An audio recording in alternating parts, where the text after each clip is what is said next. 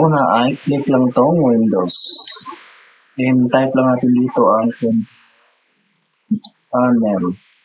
Enter. Then pindutin lang tong user accounts.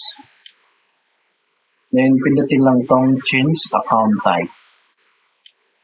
Then pindutin lang tong pangalan ng Windows natin.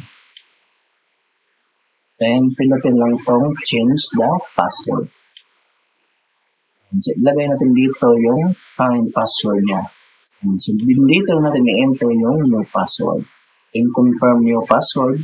And dito naman sa password hand, ito yung lalabas kung magkamali tayo sa paglagay natin. Ito yung magbibigay na yan yung password. O pwede nyo kahit, so, halimbawa ilagay natin dito ay birthday. Ibig sabihin yan, ang password ng computer na ito ay birthday ng mga. Then pagkatapos, pindutin lang yung change password. Ayan, bago na yung password.